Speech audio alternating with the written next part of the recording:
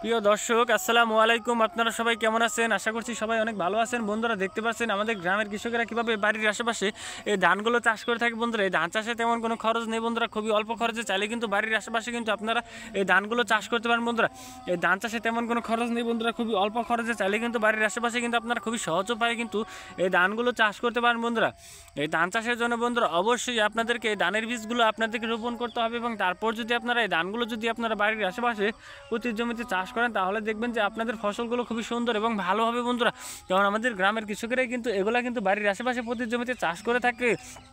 তো বন্ধুরা এই ধান চাষের জন্য বন্ধুরা অবশ্যই আপনাদেরকে প্রতি জমিতে আগে লাঙ্গল দিয়ে জমিগুলো চাষ করে নিতে হবে এবং তারপর যদি আপনারা এই জমিতে যদি পানি এবং সার দিয়ে মিশিয়ে নেওয়ার পর যদি আপনারা এই ধানের বীজগুলো 4 থেকে 5 দিন পানিতে ভিজে রাখার পর যদি রোপণ করেন তাহলে দেখবেন যে আপনাদের এই ধানের বীজগুলো থেকে অঙ্কুর বের হবে এবং সেই অঙ্কুর থেকে আপনারা দেখবেন যে ধানের চারা গজাবে। সেই ধানের চারা সহ যদি আপনারা ধানের বীজগুলো যদি এই কাদামাটিতে যদি রোপণ করেন তাহলে দেখবেন যে সেখান থেকে আপনাদেরকে ধানের যে চারা হবে সেই ছোটো ছোটো যেগুলোকে আমরা গাছি বা আমরা বলে থাকি বা জ্বালা বলে থাকি, এগুলো গাছি বা জ্বালাগুলো যদি আপনাদেরকে ক্ষেতের মধ্যে আপনারা যদি হাল দিয়ে মানে লাঙ্গল দিয়ে যদি হাল দিয়ে বা চাষ করে যদি আপনারা পানি দিয়ে যদি কাদা করে যদি আপনারা সার দিয়ে যদি এই ধানের চারাগুলো যদি রোপণ করেন তাহলে দেখবেন যে আপনাদের ফসলগুলো খুবই সুন্দর এবং ভালো হবে। দেখতেই পাচ্ছেন বন্ধুরা এই ধানগুলো কিন্তু কাঁচা অবস্থায় সবুজ বর্ণের হয়ে থাকে এবং পাকা অবস্থায় কমলা বর্ণের হয়ে থাকে। বন্ধুরা এই ধান থেকে চাল হয়ে থাকে এবং সেই চাল থেকে কিন্তু আমরা ভাত খেয়ে থাকি। বন্ধুরা এই ধানগুলো থেকে যে ভাত হয় সেই ভাতগুলোর মধ্যে রয়েছে প্রচুর পরিমাণে ভিটামিন। বন্ধুরা যা খেলে আপনারা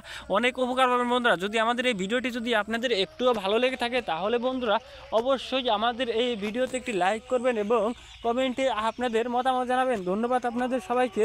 আসসালামু আলাইকুম। বন্ধুরা দেখতেই পাচ্ছেন বন্ধুরা আমাদের গ্রামের কৃষকরা কীভাবে বাড়ির আশেপাশে এই ধানগুলো তারা চাষ করে থাকে। তো আপনারাও কিন্তু খুবই সহজ উপায়ে কিন্তু বাড়ির আশেপাশে কিন্তু এই ধানগুলো কিন্তু চাষ করতে পারেন। বন্ধুরা এই ধান চাষে কিন্তু তেমন কোনো খরচ নেই, খুবই অল্প খরচেই কিন্তু বাড়ির আশেপাশে ধানগুলো আপনারা চাষ করতে পারেন।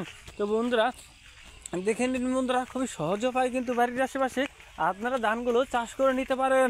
ধন্যবাদ আপনাদের সবাইকে। আসসালামু আলাইকুম বন্ধুরা।